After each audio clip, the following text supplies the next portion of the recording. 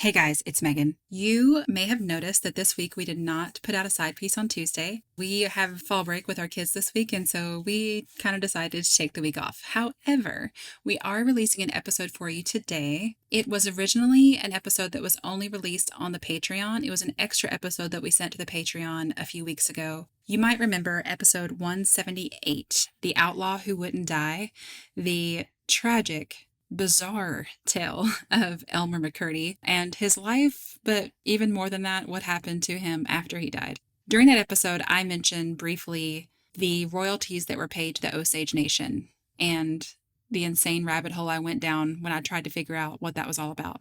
That's the episode you're about to hear. It is a story that I think is important for everyone to hear. That's why I wanted to release it off the Patreon so that as many people as possible can hear it. So take the time to listen and then tell other people about this story, because I know I, for one, had never heard about it. And I just think it's an important one to know. It is about murder and betrayal, the likes of which I have rarely seen. And I just can't believe that I had never heard of this story. We'll be back next week with normal episodes. We love you. Goodbye.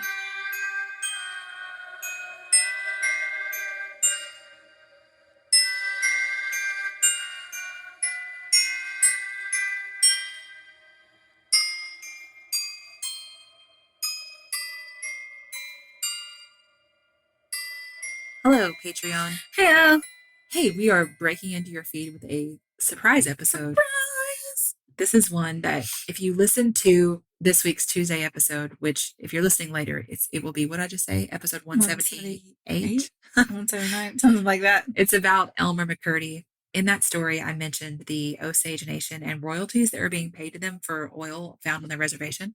And I had just looked it up because when questions pop in my head when I'm reading a story, I have to find the answer. Right. And I didn't expect it to be a whole nother story ordeal that would work on the podcast, but it was. Here it is. So I'm going to now tell you the story of the Osage people and these horrible murders that happened. So I think I'm calling yesterday's episode the worst train robber ever. Right. I like it. I like it. So if you haven't heard that episode yet, you don't have to hear it to understand this one, but I still think you should go listen to it first. If you heard it, you heard me talk about the Osage people. Hey, this is a Witch's Magic Murder Mystery Right. I'm Megan. I'm Kara. Okay. Here we are. Okay, let's do a quick history. I'm going to slip into teacher mode. The Osage Indians had lived in Kansas, and then after the Civil War, they sold their land in Kansas to the government and used those proceeds to purchase land in Oklahoma. Okay. The Osage were one of the few American Indian nations to buy their own reservation, and this reservation was approximately 1,470,000 acres. Oh, wow. Oklahoma is huge. That's 5,900 kilometers, Rachel. Man. Now, the government is supposed to be paying annuities to the Osage for the land in Kansas, because remember, they sold that land to the government. For about 5 years, they didn't receive their full annuity in cash. And this apparently happened a lot. It was during the Depression of the 1870s. And the people who were supposed to be delivering supplies and food to the Native Americans, instead, they would sell those supplies and give them lower quality food. So the Osage population declined by almost half. Yeah. Because the U.S. government did not provide adequate supplies, food, and clothing. Jeez. And that was all considered part of their annuity payment. Right. So then a group of Osage went to Washington, D.C., and they were like, look, just give us our entire annuity in cash. They figured that way there wouldn't be any middleman to intercept food and supplies and sell them to other people. Right. The Osage were the first Native American nation to gain full cash payment of annuities. Oh. And I know you're wondering why I'm telling you all this, but it's important because I want everyone to understand that these people are smart. Right, exactly. They could see what was being done to them. They figured out a way to stop it. Yeah. And they knew how to get it done. Yeah, for sure. At the end of the 19th century, this is when the U.S. government was really pushing for Native American assimilation. They were like, this is the best for all of us. Congress passed legislation that dismantled tribal governments as well as communal lands, and they broke apart the reservations, and they allotted the lands at 160 acres per household. And then whatever's left was called surplus, and they sold that to non-Native Americans. Okay. This is really just a way to give white people access to the land. So the thing is, since the Osage owned their land, the government couldn't just do that. They were in a stronger position than some other tribes, and they didn't give it up. So in 1894, oil was discovered on land owned by the Osage. a man named Henry Foster had worked in oil production in Kansas. He approached the Bureau of Indian Affairs, BIA, to ask for exclusive privileges to explore the Osage Reservation for oil and natural gas. Henry actually died, but then his brother Edwin took over this quest. Adventure. I couldn't figure out. I was like, Right. quest does not seem like the right word, but I couldn't figure it out. So anyway, the BIA said, sure, but you have to pay the Osage tribe a 10% royalty on all petroleum produced on the reservation. Oh. Those are the royalties that we're talking about. He's probably thinking there's not going to be that. Exactly. In 1907, Congress was really pushing to make Oklahoma a state, and the Osage were holding up this process because they refused to give up their land. Okay. So they were in a fairly good negotiating position. Right. Like the government really wanted the land. Yeah. And the Osage had learned a lot about negotiating with the government back when they sold their land in Kansas. And again, when they had to fight over annuities. So they worked out a pretty good deal. One U.S. senator called the Osage negotiator, this guy named Palmer, the most eloquent Indian alive at the time.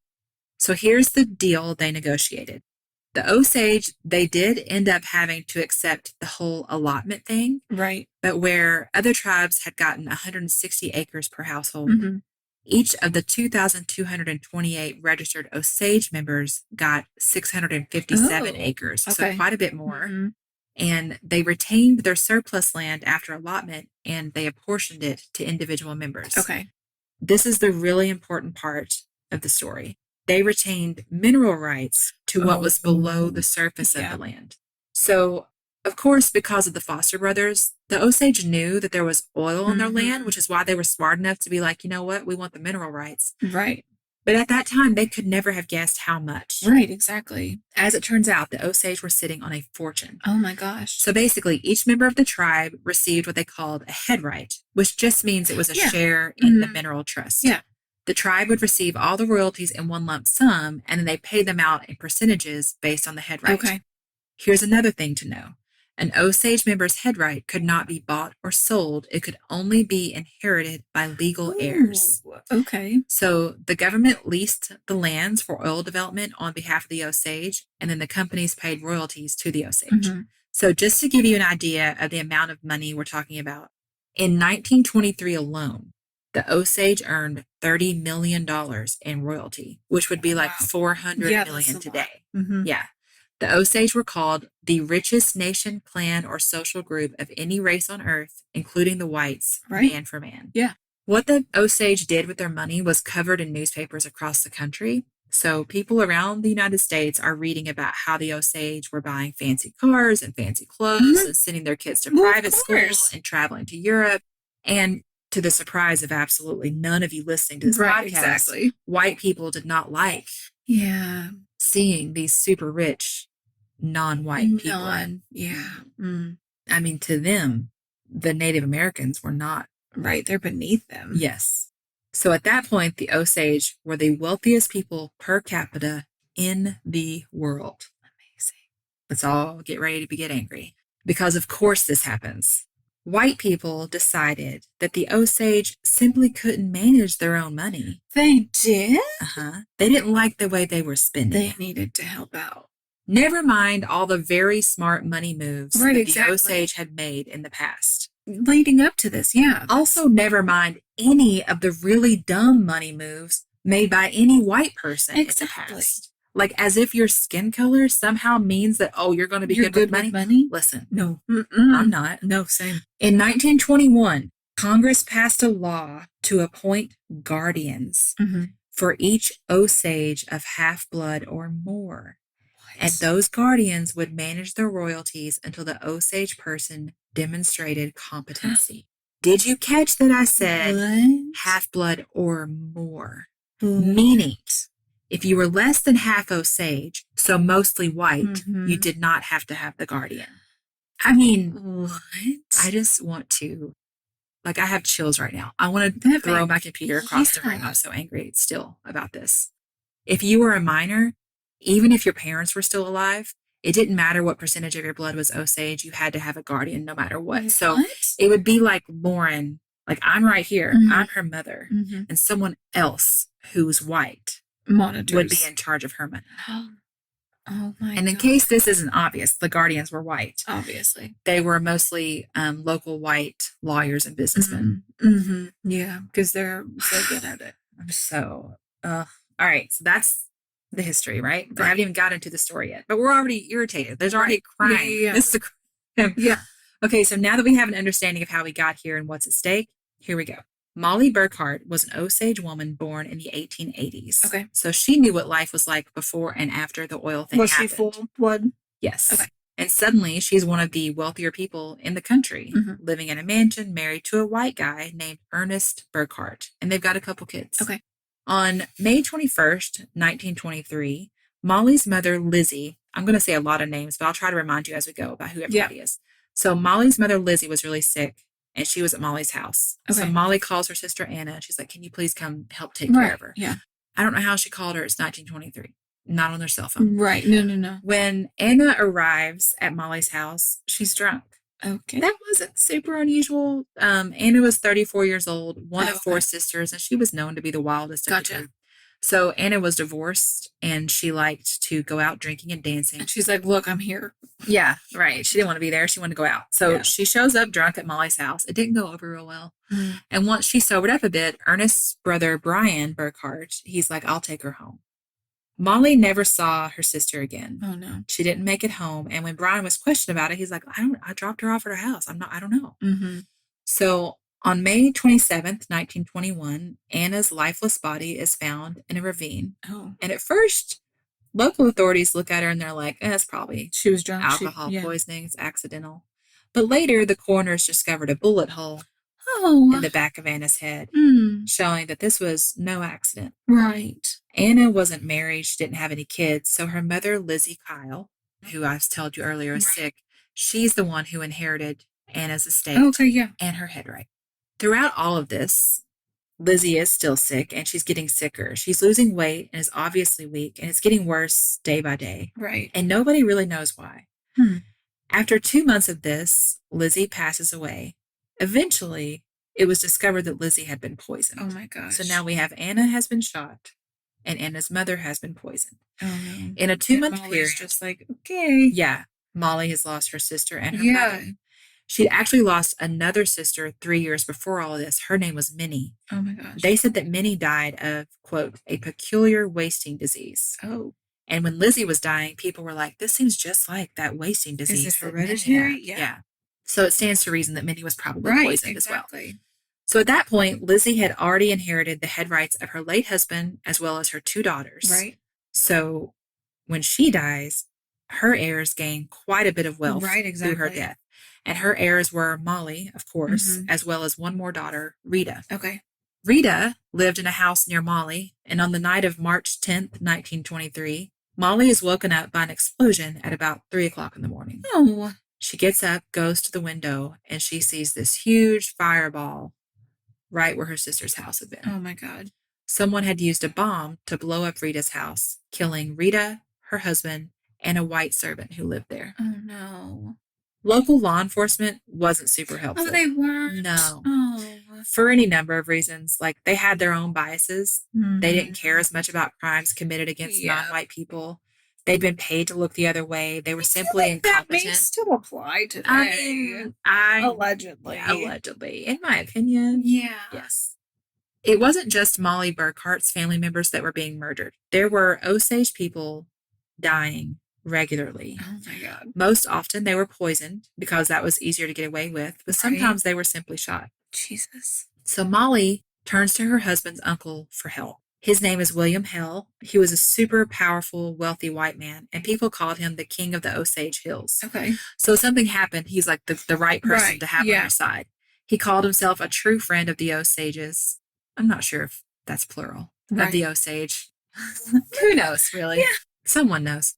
I'm sure the fact that his nephew was married to Molly helped, like that kind of gained him trust.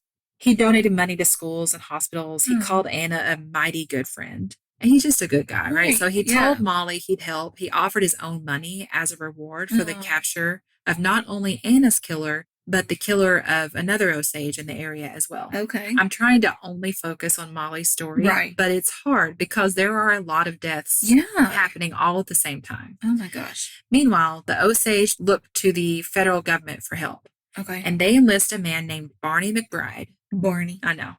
And they're like, can you please go to Washington, D.C. Right. and speak for us? Yeah. Barney's a white guy, but the Osage consider him a friend. Okay. And Barney's like, yes, of course, I will Yeah, go there. certainly. So he goes to D.C., and when he gets to where he's staying for the night, he receives a telegram. And all it says is, be careful. Yeah. Later that evening, he walks out of the boarding house. Someone puts a bag over his head and takes him away. His naked body is found the following morning, beaten and stabbed. Oh no. This, and we can't ignore that it's the murder of one white man rather than the murder of several non-white people. Right. Is what makes this Are a you nationwide kidding me? news story. This is what finally makes it But like, he was there to help them. yeah. Then another white guy steps up. His name is W.W. Vaughn. He's an attorney and he wants to do something to help. So he's going to go talk to the Osage. And before he leaves, he tells his wife, hey, I'm putting a bunch of money and some important documents in the safe for you in case something happens to me. Because he knew what had happened to Barney. Right, So he knew exactly. it was dangerous. He already started collecting evidence about the murders. So he put that in the safe too. So he goes to Oklahoma City to meet up with George Bigheart, an Osage tribe member who is currently in the hospital due to being poisoned. Oh my God. Bigheart has suspicions about who's behind the murders. Okay. And he gives documents to Vaughn to back up his claims. Vaughn takes those documents and he calls the local sheriffs and he's like, I've got enough evidence against one of the killers. I'm taking the train and I'll be back. But he doesn't come back. Oh no. His naked body is found the next day along the railroad tracks. Hmm. He had been thrown from the train and his neck was broken. And George Bigheart died at the hospital the same morning. Oh my gosh. Then Vaughn's wife goes to the safe to get the money and documents he'd left for her, and the safe is empty. Here's the thing. Vaughn didn't make a big announcement about what he was doing or that he was putting things in the safe. Right. So the fact that someone knew, Where that he meant that put the someone stuff. he trusted had actually been involved. My God. And just like the other guy, Barney McBride, the fact that whoever killed him was able to follow him to Right. DC Yeah, and and get he it wasn't- done. Yeah. These are people who have a lot of power. Yeah. This is the point that it becomes known as the Osage Reign of Terror. Mm. At least 24 Osage people who had guardians appointed by the courts had been murdered, Oh my God. and several people who had tried to catch the murderers have also been killed. 24 is the official FBI count. By 1925, at least 60 wealthy Osage had died, and their land had been inherited or deeded to their guardians, who were, again, Oh my God. white lawyers and businessmen. Mm. So imagine Mm. being an Osage person during this time. Yeah. Imagine raising your children like this. Imagine being a child, Yep. just old enough to understand that people want you dead because you're Osage. And that's it. That's absurd. And now the FBI gets involved. Okay. Except then the FBI was not what it is today. I don't even think it was called the FBI yet. Right. It was this tiny branch of the Justice Department. It had very little jurisdiction over crime, but it did have jurisdiction over the reservations. Okay. And that's how it became involved. And this was actually the FBI's very first murder case. Oh. And it's a doozy. Oh, yeah. So, They're like, oh, yeah, clearly stuck. the FBI, like I said, it wasn't really called that then. Right. They put together a group of men who went undercover for 2 years to find out who was behind the systematic murder of wealthy Osage men and women. Okay. They pretty much discovered this whole like complicit community of like, Yeah. if you weren't involved, you were at least involved because you were complicit in Right. staying silent. Right. And it would be like coroners and other law enforcement, things like that. Like maybe you weren't murdering. Right. And But some of you them were weren't. involved somehow. But you knew something was off Yeah. and you didn't say anything. So, you know that super helpful, powerful guy Molly went to for help? The brother of the William Hill. or the uncle of the whatever. Yeah, her husband's uncle. He was the head of the crime ring. And it involved his nephews, Ernest and Brian Burkhart. They were killing her family. Yeah, Ernest is Molly's husband. They had children. That are also entitled to these funds. And remember how Brian was the last one to see Anna before she died? Yeah. I got chills again. I hate this. So William, Ernest, and Brian had moved to Osage County from Texas to find work in the oil fields. Oh, God. And when they learned about the wealth of the Osage and the royalties being paid to them and how the head rights worked, they came up with this plan. William Hill's goal was to get as many of those head rights as possible. I mean, think about it. They moved there to work in the oil fields and they see the Osage and they're like, I'm a white person. And I'm working my butt off. Why should I have just to getting work? this and traveling and getting fancy cars? And, the head rights can't be bought or sold. You have to inherit them. So he convinced his nephew Ernest to marry Molly Kyle, a full-blood Osage. Oh, like that was the plan. It's not like and she he's killing people and he she happened to thought fall in love with loved one. him. Exactly. Oh, my God. So Hale arranged the murders of Molly's sisters, her brother-in-law, and her mother, as well as any other members of her family who might somehow gain head right, so that William and his nephews could cash in on insurance policies and inherit head rights. My God. As all of Molly's family was killed off, she and Ernest became the sole heirs to all of those head rights. Yeah. Molly had actually started to fear that she was being poisoned at home, and she mentioned this to her priest. And her priest was like, do not touch liquor under any circumstances, which he probably told her anyway. Right. And he told the FBI about it, and it turns out she was right. Oh, my God. Ernest was already trying to poison her slowly, probably just like he'd done to Minnie and because Lizzie. the kids would get her stuff too. Oh, my God. But Molly recovered. Good for her. It wasn't in the liquor. William she hadn't been feeling well, and William was having her get, they were insulin, heavy quotes, insulin injections. And so the FBI was like, we're going to take you to our healthcare. And it was basically like, as soon as we got her out of the control of William Hale and Ernest Burkhart, she started getting better. Oh, my God. And we stopped those, whatever they were injecting in her. Oh, my God. So since they caught it, she lived. And this wasn't an isolated incident. Yeah. William Hale was the head of this particular ring, but his nephews weren't the only ones involved. It was this big, complex scheme to swindle the Osage people out of their money. My God. It involved these white men getting very close to the members of the Osage tribe in order to get their head rights. Oh, I just want to punch him in the face. I can't imagine just being like so heartless that you would marry a woman and have children with her. Yes. Knowing you're going to kill her and everyone she loves. Right. Exactly. All for money. Another of the men murdered was a full-blooded Osage. He was not related to Molly, but he was named Henry Rowan. He had actually called William Hill his best friend. William was listed as a beneficiary on Henry's life insurance policy. And it turns out that William had promised a man $500 and a new car to murder the guy that called him his best friend. Oh, my God. An author named David Gran wrote a book about the Osage murders, and in an interview with NPR, he said, these were deeply intimate crimes, and it's what makes it so barbaric.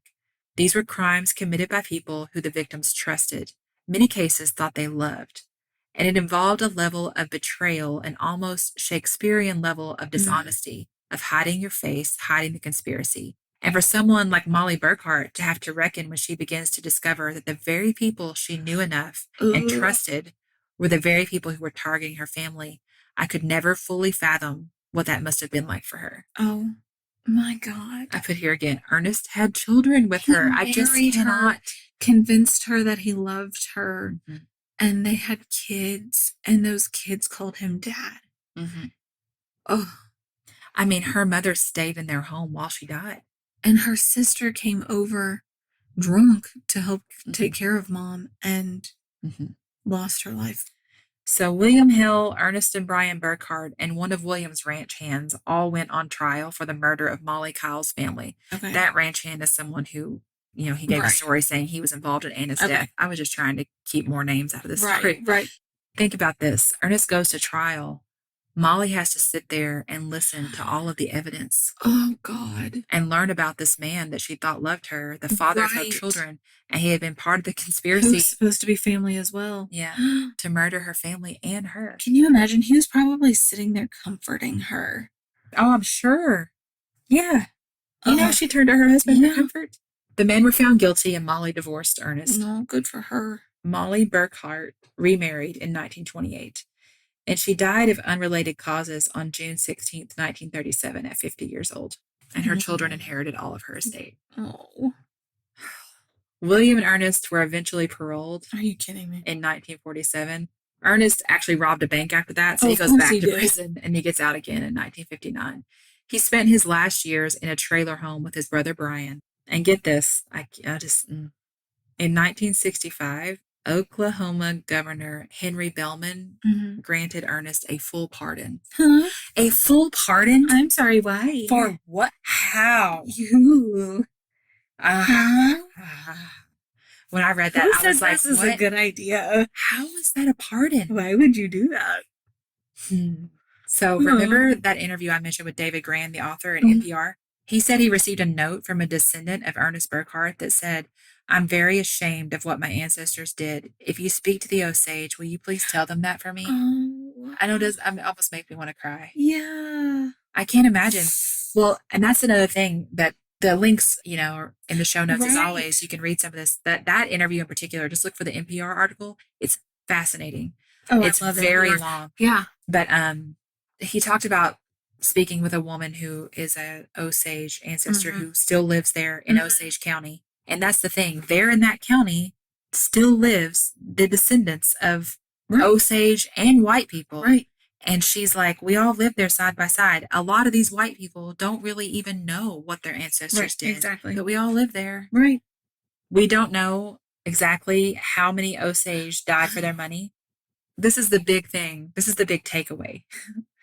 The FBI caught William Hale and his crew. Right. But that was just one of the group. Yeah. Right? One slice of the pie. This was happening everywhere. Right. In the That's what I Osage was going to Nation. say. I'm sure that there were several people that Yes. were like, look at all this. There money were other that's William to be Hales. had. You Yeah. know, there were other Yeah. people doing the same thing. Yeah. And the deaths didn't stop with William Right. Hale's arrest. Right. Like there were other Yeah. people out there just running their own little schemes. Oh, God. Like I said, the FBI's official murder count is 24. We know that's a very low Right. estimate. Yeah. They call it 60, but then Osage historian Louis Burns said, I don't know of a single Osage family that did not lose at least one family member God. because of head rights. A federal agent who investigated the reign of terror on the reservation said, there are so many of these murder cases. There are hundreds and hundreds. Oh, my God. Most of the victims probably died through poisoning, which was hard to detect and easy to explain away. Right. Exactly. As alcohol poisoning. Ooh. And with so many people being complicit in their silence, Right. how do you even go back? Right. And You don't. Yeah.